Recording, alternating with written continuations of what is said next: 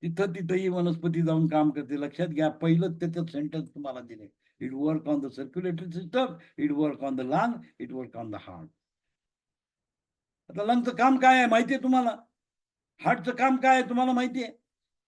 हे जर त्याला माहिती आहे, तर ते वर्क आहे. त्याच्यामध्ये जर बिघाड झाला तर रोग होणार. It is allopathy. हे ॲलोपॅथी सायन्स आहे. ॲलोपॅथी सायन्स म्हणजे ॲलोपॅथी ड्रग नव्हे. Allopathy science. सायन्स म्हणतो. Science is different from the drug therapy. Drug therapy application आहे. औषध हे ऍप्लिकेशन असतं, पण तू science of allopathy which is based on the anatomy and physiology. Anatomy फिजिओलॉजीवर बेस्ड सायन्स आहे. आणि म्हणून तुम्हाला अनाटॉमी फिजिओलॉजी जर माहित असेल तर वनस्पतीचा इफेक्ट बॉडीवर काय होतो, कुठं काय होतं हे तुम्हाला कळतं. आणि म्हणून रोगाचं नाव माहीत असण्याची गरज नाही. तुम्हाला लक्षणाच्या अनुषंगाने कुठला ऑर्गन कमी काम करतोय, जास्त काम करतोय हे जर ओळखायला तुम्ही शिकला तर तुमच्याकडे वनस्पती आहेत, त्या वनस्पतीचं ऍप्लिकेशन करून तुम्हाला 38 रेमेडी तयार करून रेडीमेड तुमच्या दरवाज्यात ठेवलेले आहेत. त्या 38 रेमेडीचा वापर करून कुठल्याही प्रकारच्या रोगाला बरं करता येतं. आणि म्हणून आपण इंडिव्हिज्युअल वनस्पतीचा जो अभ्यास का करतो, की याचा रोल काय आहे, हा काय करतो शरीरावर जाऊन, हे तुम्हाला माहिती असणं गरजेचं आहे. तर त्यातली आपण सिंचोना काय वापरलं? सुप्रोबा. आपण अभ्यास केला. आता पुढची जी वनस्पती आहे सिंकोना कॅलिसिया. सिंचोना कॅलिसिया. याला येलो सिंकोना म्हणतात किंवा चायना सिंकोना म्हणतात. म्हणजे ही चायनामध्ये जास्त उपलब्ध होते म्हणून याचं नाव चायना सिंकोना दिलं. सिंकोना सगळीकडे उपलब्ध आहे, पण त्याचा रंग त्याचा येलो आहे. त्याला येलो सिंकोना म्हटलं. आणि चायनामध्ये उपलब्ध आहे म्हणून चायना सिंकोना पण म्हणतात आता. ही प्रजाती जास्त प्रमाणामध्ये चायनामध्ये उपलब्ध आहे. हे रुबिसिया फॅमिली का ही मेंबर है. रुबिसिया फैमिलीचा है. दक्षिण अमेरिका, कोलंबिया, इसकी कई प्रजातियां भारत में भी पाई जाती है. आपल्या भारतामध्ये सुद्धा त्याच्या प्रजाती उपलब्ध आहेत.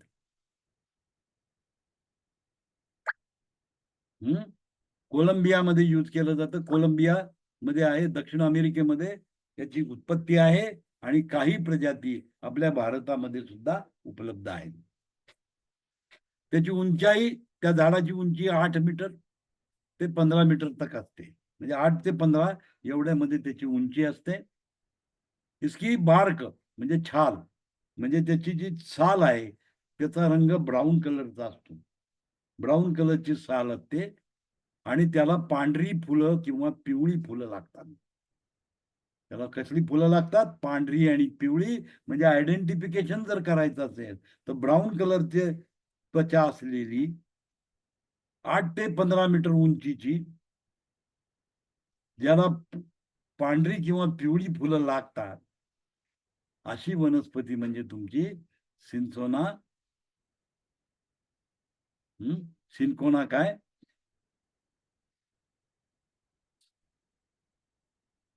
कॅलिसिया. सिंचोना कॅलिसिया नावाची वनस्पती तुम्हाला मिळते.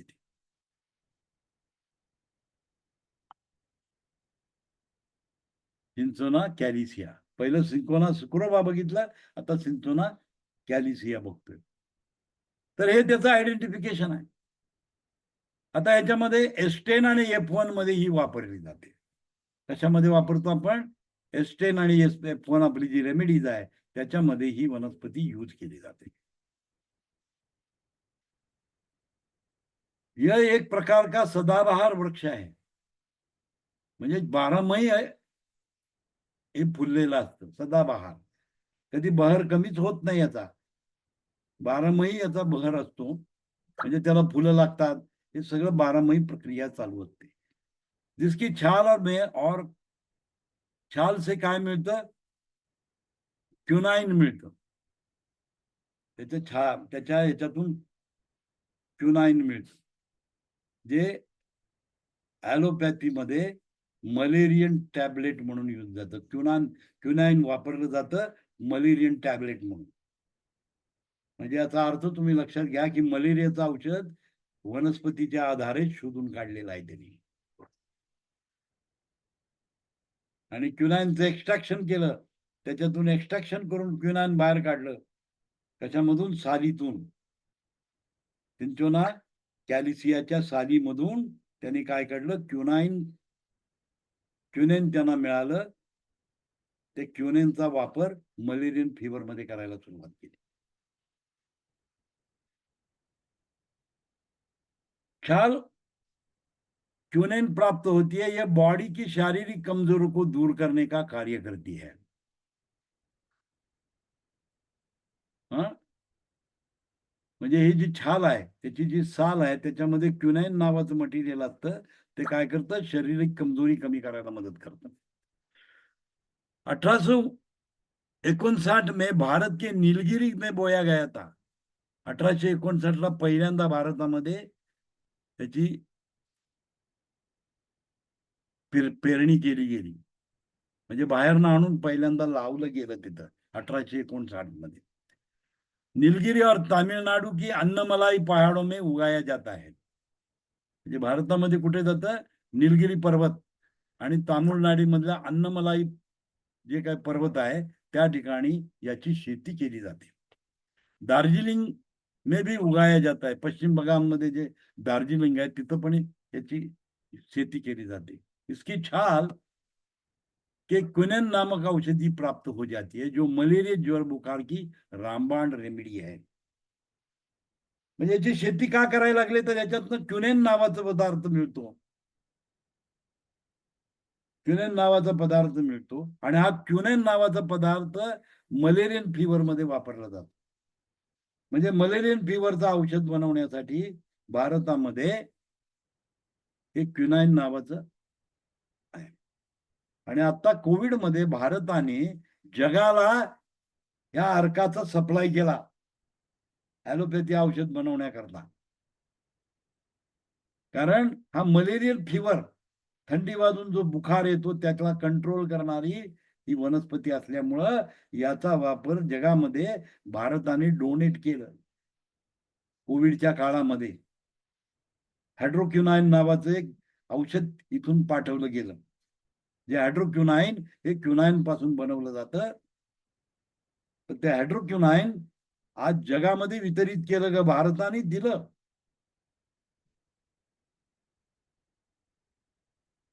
म्हणजे सर्व धर्म भाव आपल्या भारतामध्ये आहे. आपल्या हिंदू संस्कृतीमध्ये भाईचारा जास्त आहे.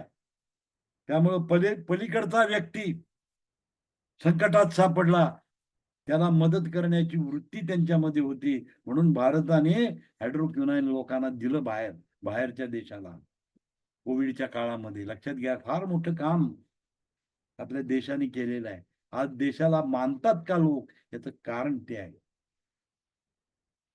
कारण आपल्याकडे याचं कल्टिव्हेशन होत होतं आणि हायड्रोक्युनाईनच्या गोळ्या पाहिजे होत्या. त्या हायड्रोक्युनाईनच्या गोळ्या बाहेर पाठवल्या त्यांनी आणि लोकांना रोगापासून मुक्त केलं. अतिशय मानवी धर्माचं काम आपण केलं. कारण भारतामध्ये याच्या प्रजाती उपलब्ध होत्या, पण जगामधल्या कुठल्याही लोकांनी दिलं नाही. भारताने फक्त सप्लाय केलं. लक्षात घ्या तुम्ही. हे अभिमानाची गोष्ट आहे. आपण दुसऱ्या देशांना सुद्धा मदत केली, कारण आपला हिंदू धर्मच सांगतो. हे विश्वच माझे घर म्हणतो. सनातन धर्मामधला हा भाग आहे. भांडण करण्याची आपली प्रवृत्ती नाही आहे. आपण एकमेकाला सांभाळून घेणारे लोक आहोत आणि आपल्याकडे जे उपलब्ध होतं ते आपण दिलं. तर हायड्रोक्विनोन नावाचं ड्रग भारतातून फॉरेनमध्ये गेलं लोकांना मदत करण्याचं. आफ्रिकेला दिलं, बाकीच्या छोट्या मोठ्या देशांना आपण दिलं, की ज्या ठिकाणी कोविडचा महाभयंकर संहारक हा जो काही भाग आलेला होता त्याला रोखण्याकरता आपण हे औषध त्यांना प्रोव्हाइड केलेलं आहे. हे भारताची एक अभिमानाची गोष्ट आहे. तो या ठिकाणी तो शब्द आला, मलेरियन ज्वर बुखार की रामबाण रेमेडी है. ये टॉनिक के रूप में कार्य करती है. इसका प्रयोग शरीर के किसी भी भाग में ब्लीडिंग होना, उल्टी के साथ ब्लड आना, चोट लगने के बाद ब्लीडिंग होना, योनि में रक्तस्राव होना, पुरुषों के सीमन कम बनना, या सर्व कामामध्ये याचा उपयोग केला जातो. म्हणजे पर्टिक्युलरली ब्लिडिंग स्टॉप करणारी वनस्पती आहे. कुठल्याही प्रकारचं ब्लिडिंग स्टॉप करणारी वनस्पती हे आहे. ब्लिडिंग स्टॉप करतं.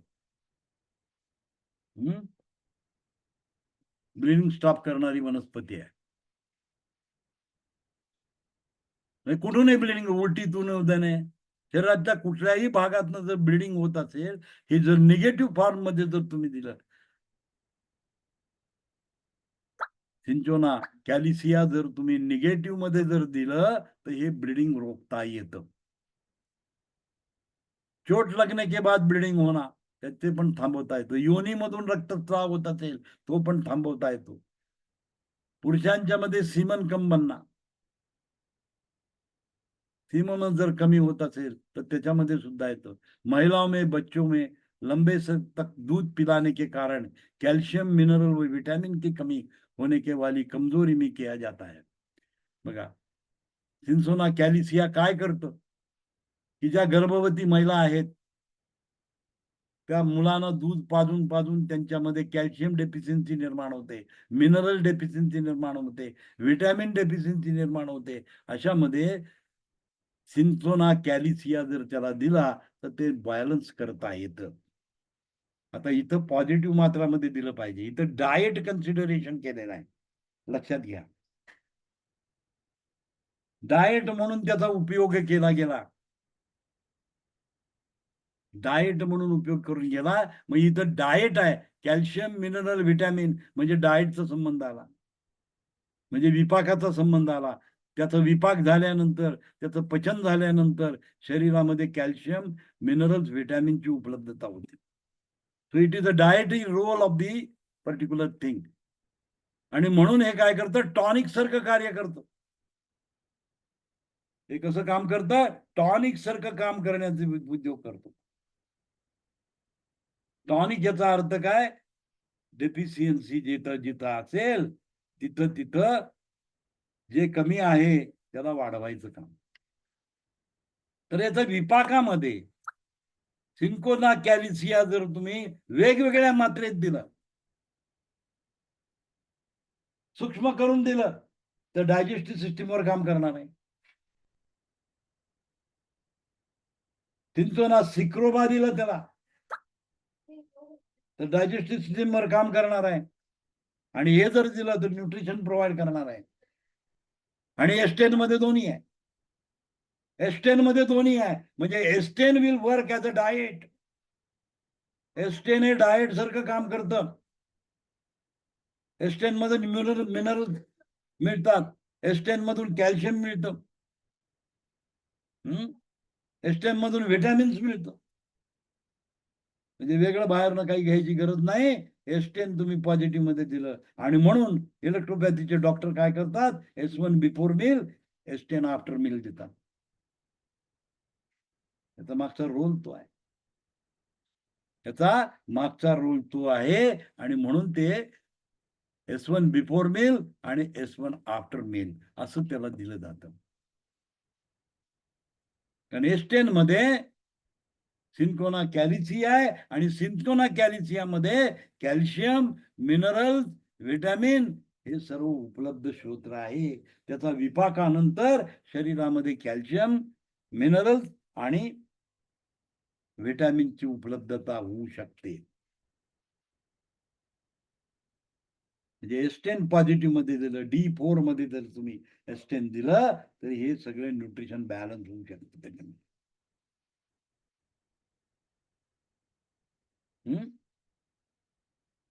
आणि सिंचोना सुक्रोबा जो आहे तो डायजेस्टिव्ह सिस्टीमवर काम करतं, म्हणजे absorption of this mineral after digestion हे सगळं केलं जातं, आणि त्यामुळे डेफिशियन्सी ऑफ द विटॅमिन कमी होते, डेफिशियन्सी ऑफ मिनरल्स कमी होते.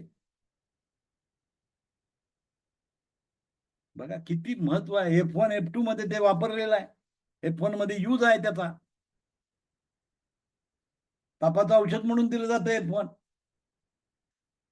तर त्याच्यामध्ये मिनरल सप्लिमेंट होतात, कॅल्शियम सप्लिमेंट होतं, हे सगळं सप्लिमेंट आपल्याला करता येईल. हा बेनिफिट त्याच्यामध्ये. पण होमिओपॅथीमध्ये डाएटचा विचारच केला गेलेला नव्हता. होमिओपॅथीमध्ये फक्त अल्कोलाइडचा इफेक्ट केला. म्हणजे मेडिसिनल प्रॉपर्टी जी आहे, ज्यांनी काही लक्षणं निर्माण होतात, त्या लक्षणाचा अभ्यास करून मेडिसिन दिलं आणि म्हणून ते मदर टिंक्चर असतं आणि आपलं जे आहे ते पायजेरिक इसेन्स आहे. सो पायजेरिक is different from the mother tincture. Mother tincture अल्कोहोलशी टायट्रेट करून काढलं जातं. परंतु व्हेअरएज आपलं जे सिस्टम केली जाते ते कोल्ड फर्मेंटेशन केलं जातं. कोल्ड फर्मेंटेशन ही प्रोसेस आहे आणि म्हणून कोल्ड फर्मेंटेशन मध्ये त्यातले जे मिनरल कंटेंट आहे, डायटरी कंटेंट आहे, ते प्रिझर्व आहे तसे राहतात. त्यामुळं ते आपण दिल्यानंतर डायटरी सप्लिमेंट म्हणून सुद्धा आपल्या अर्कांचा उपयोग करता येतो. होमिओपॅथीच्या अर्काचा करता येत नाही, कारण ते निव्वळ अल्कोहोलची टायट्रेट करून बनवले. दोघांच्या तयार करण्याच्या प्रोसेसमध्ये फरक आहे. दोघांच्या तयार करण्याच्या प्रोसेसमध्ये फरक आहे.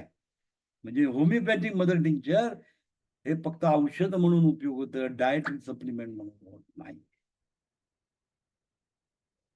पण तीच वस्तू नक्सवामिका जर घेतलं किंवा तुम्ही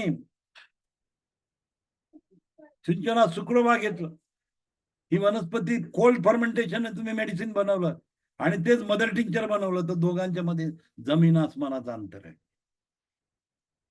कोल्ड फर्मेंटेशन मध्ये त्यातले न्यूट्रिशनल कंटेंट प्रिझर्व होतात आणि ते डायटरी सप्लिमेंट म्हणून काम करतायत. परंतु मदर टिंक्चर मात्र तसं करत नाही. ओनली अल्कोलाइड यूज केलं जातं. अल्कोलाइड डायरेक्ट प्रभाव या कंडिशन मध्ये देतं. विपाक हा संबंध त्याच्याशी नाही. त्याच्यामध्ये विपाकाचा संबंध येत नाही. त्यामुळे it can't be A nutritional benefit. Whereas आपल्या सिस्टम मधनं न्यूट्रिशनल बेनिफिट पण मिळू शकतो. हा डिफरन्स आहे. कारण तीच नावं त्याच्यामध्ये येतात. म्हणणार या होमिओपॅथीची देण आहे, हे होमिओपॅथीतलं कॉपी केलेलं आहे. नाहीये. त्याचं करण्याच्या प्रोसेसमध्ये फरक आहे. म्हणून electro homeopathy not a homeopathy लक्षात घ्यायचं. दोघांची जी प्रोसिजर तयार करण्याची आहे ती वेगळी आहे. कारण याच्यात मदर टिंक्चर नसतं, त्याच्यात कोल्ड फर्मेंटेशन केलं जातं. वनस्पतीला कुजवलं जातं रूम टेम्परेचरला आणि त्याचं एक्स्ट्रॅक्शन करून ते यूज केलं जातं. त्यामुळे त्याच्यामधले mineral content, vitamin content, nutritional content आहे तसे राहतात. त्याचबरोबर अल्कोलाइड पण मिळतात. म्हणजे होमिओपॅथी आणि डाएट याचं कॉम्बिनेशन म्हणजे आपला पायजेरिक इसेन्स आहे. So this is the difference between homeopathy and electro homeopathy मध्ये हा डिफरन्स आहे. होमिओपॅथीमध्ये अल्कोलाइडचाच वापर करायचा आहे. त्यामुळे काहीही वापरलं जातं. अल्कोलाइडच बनवली जातात, काहीही यूज केलं जातं. म्हणजे ॲनिमल ओरिजिन प्रॉडक्ट पण उपयोगले जातात, केमिकल पण वापरले जातात आणि त्याचप्रमाणे वनस्पतीचे पण वापर केला जातो. सगळ्याच वापर होमिओपॅथीमध्ये केला जातो. आपण फक्त 114 प्लांट टोटली हे प्लांट बेस्ड मेडिसिन आहे. कारण काउंट सीझर मॅटिनना मान्य नव्हतं. जे शरीराला योग्य नाही त्याचा वापर करायचा नाही. हा कटाक्ष त्यांनी वापरला. कारण वनस्पती शरीराला ग्रोथ करून देतात. मानवाची ग्रोथ वनस्पतीवर वागते. म्हणजे त्याने कधीही साइड इफेक्ट कुणाला होत नाही. तो उपकारकच होतो, अपकारक होत नाही. त्यामुळं पूर्णपणे 100% प्लांट मेडिसिन तयार केली आहे. तर याच्यामध्ये मिनरल्स, व्हिटॅमिनची कमी आणि कमजोरी जर येत असेल तर सिंकोना कॅल्सिया तुम्ही वापरू शकता. इन सभी कंडीशन में बहुत अच्छा कार्य करती है. इसका प्रयोग बहुत ज्यादा मात्रा में क्यूनेन का प्रयोग करने कारण उत्पन्न होने साइड इफेक्ट को दूर करने के लिए किया जाता है.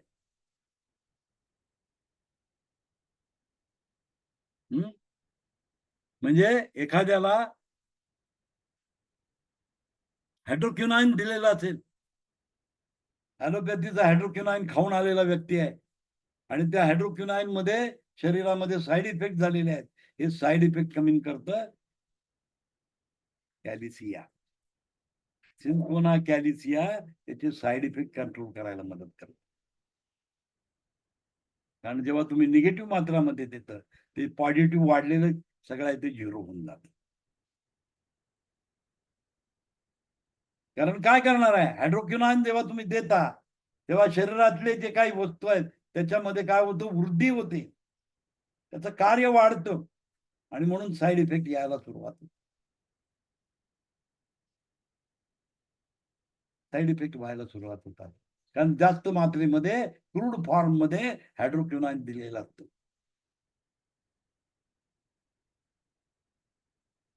क्रूड फॉर्ममध्ये दिलं जातं आणि हे क्रूड फॉर्ममध्ये दिल्यामुळं काय होतं, शरीरामध्ये त्याचे रेसिड्यू राहतात आणि हे रेसिड्यू त्रास द्यायला सुरुवात करतात. In the case of side effect. आणि मग हे साइड इफेक्ट सप्रेस करायसाठी सिंचोना कॅलिसिया सूक्ष्म मात्रेमध्ये तुम्ही दिला, तर हे सगळे निगेटिव्ह मध्ये जर तुम्ही औषध दिले, निगेटिव्ह मात्रेमध्ये तुम्ही जर औषध दिलं, तर हे जे सगळे हायड्रोक्विनॉनचे जे साइड इफेक्ट आलेले आहेत, ते 0 होतात.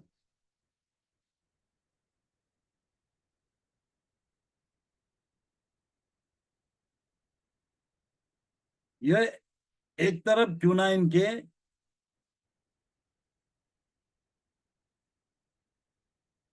एंटीडॉट रूप में कार्य करती है. अँटीडॉटचा अर्थ काय? ही एखाद्या गोष्टीने तुमच्या शरीरावर झालेला परिणाम आहे. त्या परिणामाला कमी करण्याचं काम अँटीडॉट करतो. अँटीडॉट इंजेक्शन दिले जातात. अँटी ॲलर्जिक इंजेक्शन दिले जातात. एखाद्याची ॲलर्जी आली औषधाची, की लगेच काय करतात त्याला एव्हिल टोचून अँटी ॲलर्जिक क्रिया त्याच्या ज्या क्रिया झाल्या ते बंद करायचा प्रयत्न केला जातो. तसे हे क्युनाइनचे जे साइड इफेक्ट आहेत, क्युनाइनचे साइड इफेक्ट जे आहेत ते क्युनाइनचे साइड इफेक्ट कमी करण्याचं काम सिंचोना कॅलिसिया करतो. म्हणजे ते अँटीडोड सारखं काम करतं. अँटीडोड. इसका प्रयोग कमजोरी के कारण भूख कम लगना. बघा स्पेशल इफेक्ट दाखवलाय. कमजोरी के कारण भूख कम लगना. आता कमजोरी के कारण भूक कम लगना, भूक लागण्याची प्रक्रिया कुठनं तयार होते? स्टमकचं कार्य आहे. दीपन अग्नीला वाढवण्याचं काम स्टमकचं आहे. भूक कधी लागते तुम्हाला? हायड्रोक्लोरिक ऍसिडचं सिक्रेशन स्टमक मध्ये झालं की तुम्हाला भूक लागायला सुरुवात होते.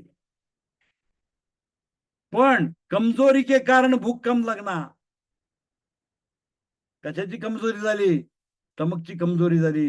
स्टमक काम करेना आणि त्यामुळे भूक लागत नाहीये. स्टमक काम करत नाही म्हणून भूक लागत नाही. म्हणजे सिंचोना कॅलिसिया स्टमकवर काम करते. आता फीवर मध्ये लक्षात घ्या, ही फीवरची रेमेडी आहे. फीवर मध्ये काय होतं? भूक बंद होते. ऑब्झर्वेशन आहे आपलं. ही भूकच लागत नाही. अन्नावरची वासना उडलेली असते. अन्न खातच नाही माणूस. बळजुबरीने आपण त्याला देत राहतो, परंतु त्याची खाण्याची इच्छा बिलकुल नसते. टेम्परेचर मध्ये हे लक्षण असतं. हे लक्षण याचा अर्थ काय? त्या ऑर्गनची कमजोरी झालेली असते. त्या ऑर्गनला एखादा बॅक्टेरिया व्हायरस कमजोर करतो, त्याचं फंक्शन कमी करतो, स्टमकचं फंक्शन कमी करतो आणि म्हणून fever is a disease of stomach म्हणतो आपण. Fever is a disease of stomach. Indication काय आहे? Low appetite. भूकच लागत नाही. लो ॲपेटाईट आहे, भूकच लागत नाही त्याला. ताप तर असतो पण भूक लागत नाही. हे लक्षण काय आहे? कमजोरी के कारण भूक न लगना. कुणाला कमजोर केलं? स्टमकला कमजोर केलं. ही प्रतिक्रिया आहे शरीराची. कारण इन्फेक्शन आलं डायजेस्टिव्ह ट्रॅक मध्ये. इन्फेक्शन कुठून आलं? डायजेस्टिव्ह ट्रॅक मध्ये इन्फेक्शन आलं. पाण्यातनं water borne disease, food borne disease. Contaminated food खाल्ल्यानंतर ताप यायला चालू होतो. बॅक्टेरिया कुठं असतात? त्या फूडमध्ये असतात, त्या पाण्यामध्ये असतात. ते तुमचं जेवढी बॅरियर आहे ते क्रॉस करून स्टमक मध्ये आलेलं आहे आणि स्टमकवर त्याचा परिणाम होतो. त्याचं जे पॉइझन आहे ते काय करतं, स्टमकचं कार्य गती मंद करतं आणि मारण्यासाठी बॉडी काय करतं, त्या बॅक्टेरियाला मारण्यासाठी बॉडी गरम व्हायला लागते. गरम व्हायला सुरू होते कारण ते बॅक्टेरिया त्या टेम्परेचरला राहू शकत नाही, जिवंत राहू शकत नाही. त्यामुळं हाय टेम्परेचर येतं तुम्हाला. बॉडी गरम होण्याची प्रक्रिया येते. हा रोग नाही, हे लक्षण आहे. हा रोग नव्हे. पण हा रोग कशाचा आहे? भूक न लागणे, कमजोरी उत्पन्न होणे.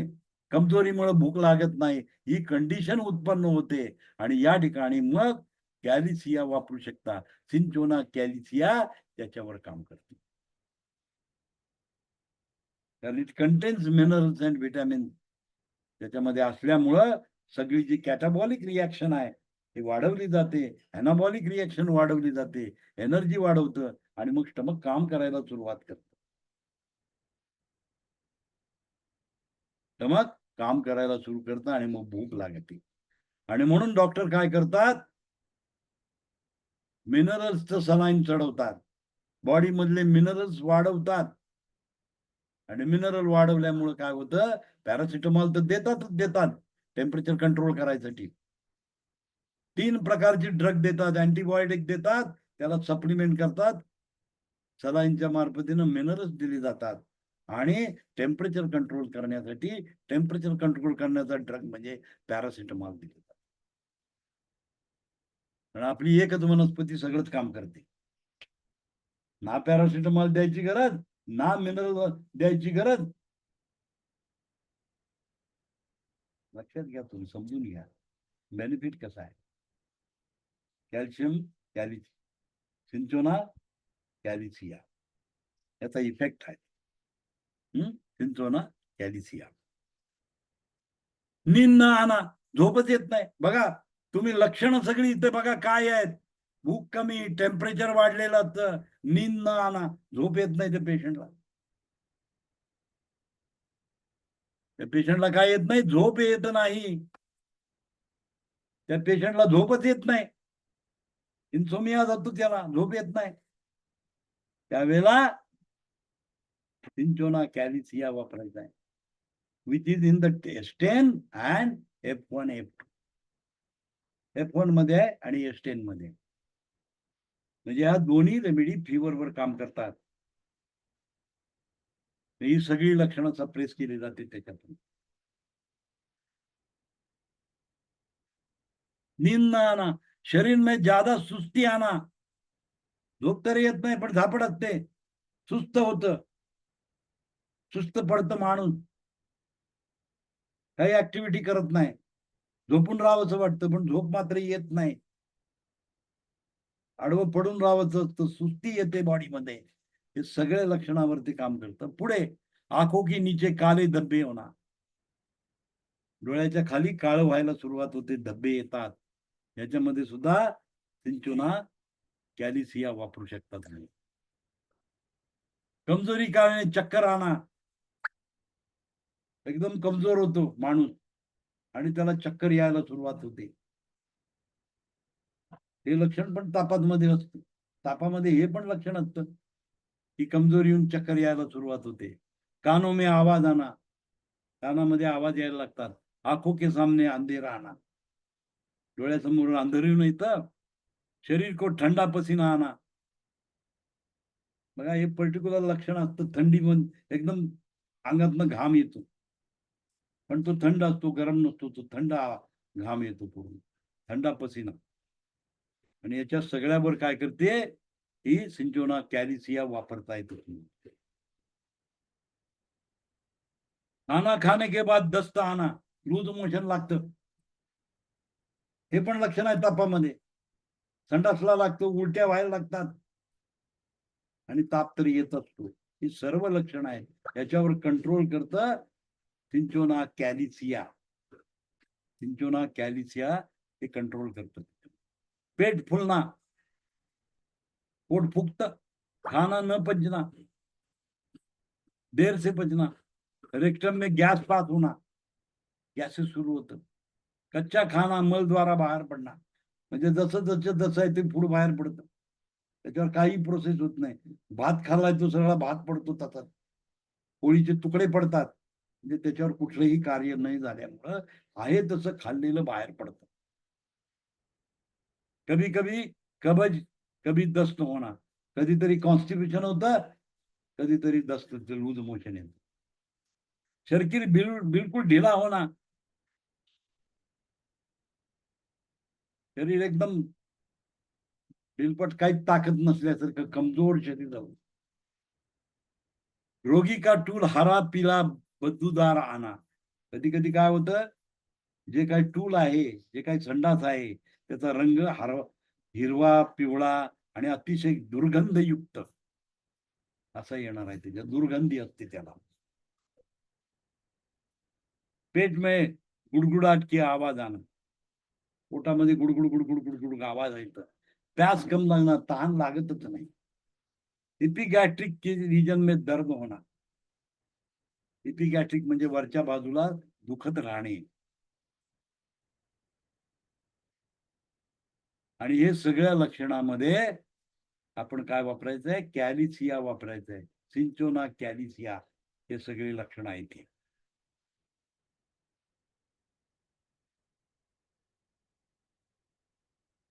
इसका प्रयोग बुखार में, पीलिया में, मलेरियन बुखार में, इन्फ्लुएंझा में, स्वाइन फ्लू में, स्वाइन फ्लू मध्ये सुद्धा यूज करता येते ही वनस्पती.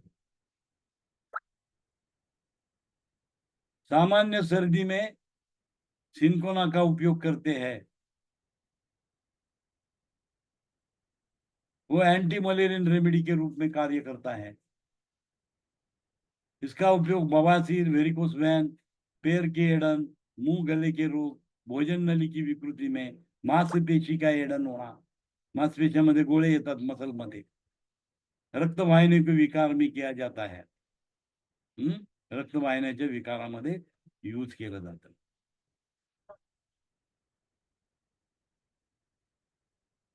ये रोगी किसी प्रकार की विचारों को छुटकारा देने में कार्य करता है. बघा मानसिक लक्षण काय आहे, की डोक्यामध्ये सतत काही ना काहीतरी विचार येत राहतात.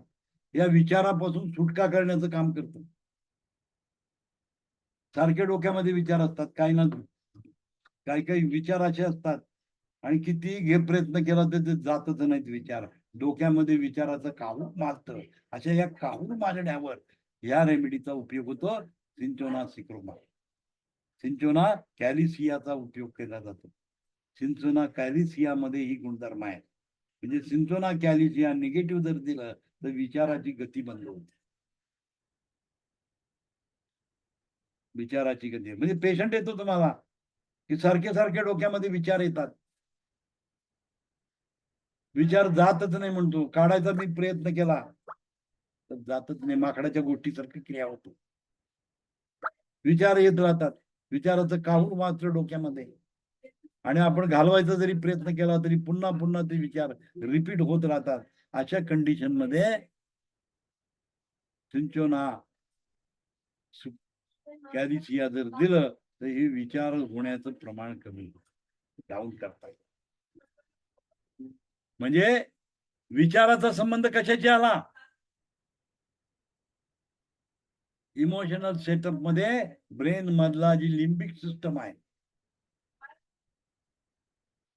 Limbic system is a part of cerebellum. Cerebellum मध्ये एक लिंबिक सिस्टम असते. या लिंबिक सिस्टम मध्ये विचाराचं आदान प्रदान होतं. म्हणजे हा सिंचोना कॅलिसियाचा उपयोग त्या लिंबिक सिस्टम वर होतो. आयुर्वेदामध्ये मनाचं बोट, दशोत्पत्ती सिद्धांत मध्ये मन आपण जो शब्द वापरला, या मनावर कार्य करणारी रेमेडी आहे. It work on the mind. विचाराचं काहूर हे माइंड मध्ये असतं. ऍलोपॅथी मध्ये याच्यावर मेडिसिनच नाहीये. म्हणजे there is a chemical reaction in the limbic system which create thought process चालू होते त्याच्यामध्ये. आणि त्या केमिकल रिॲक्शनवर सिन्कोना कॅलिसिया काम करतो. त्यामुळे सतत विचार जे येत राहतात त्या विचाराला कंट्रोल करायचं काम सिन्कोना कॅलिसिया करते. लक्षात आलं तुमच्या? म्हणजे मानसिक रोगावर सुद्धा सिन्कोना कॅलिसिया काम करतो.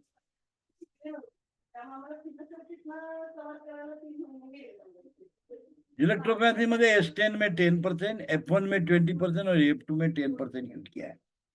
म्हणजे या तिन्ही रेमेडी S10, F1, F2 म्हणजे S10 आणि F2 मानसिक रोगावर जास्त प्रमाणात काम करते. F1 फिजिकल लेवलला काम करते कारण त्याची मात्रा जास्त वापरलेली आहे. 20% यूज केले. म्हणजे याच्यातली जी मानसिक लक्षणं आहेत त्याच्यावर S10 आणि F2 जास्त काम करतं कारण त्याची मात्रा त्या ठिकाणी सूक्ष्म केलेली आहे, कमी केलेली आहे. वेअर ॲज F1 मध्ये त्याची मात्रा जास्त आहे. F1 फिजिओलॉजिकल कंडिशनवर जास्त काम करते. तर अशा पद्धतीनं आपण सिन्कोना सुचुरोबा आणि सिन्कोना कॅलिसिया या दोन वनस्पतीचा अभ्यास केलेला आहे. या वनस्पती S10 मध्ये यूज केलेल्या आहेत. पहिल्या सगळ्या आहेतच आहेत, त्याच्यासोबत ह्या ऍडिशनल त्याच्यामध्ये टाकल्या. त्यामुळं ब्रॉड स्पेक्ट्रम असं ती S10 तयार झालं. S10 is the combination of S1 and S5. S1 आणि S5 च्या जेवढ्या प्रॉपर्टीज आहेत त्या S10 मध्ये येतात आणि ऍडिशनल या कॅलिसिया यूज केल्यामुळे म्हणजे F1 ची पण त्याच्यामध्ये काम आहे. S1 F1 चं काम आहे म्हणजे S10 दोन्ही काम करतं. जर F1 नाही F2 नसेल तर S10 देऊ शकता. S1 चं पण काम करतं आणि F1 चं पण काम करतं. दोन्हीचं काम या रेमेडी मध्ये आहे S10 मध्ये.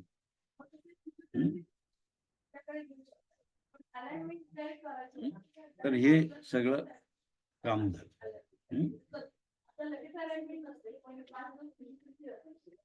तर आज आपण या ठिकाणी थांबूया. बाकीचं आपण उद्या बघू. 10 वाजलेले आहेत. ठीक आहे. Okay sir. Okay sir. ठीक आहे. Thank you sir. हा बोल. थँक्यू. ठीक आहे, ठीक आहे, ठीक आहे. ओके. ठीक आहे.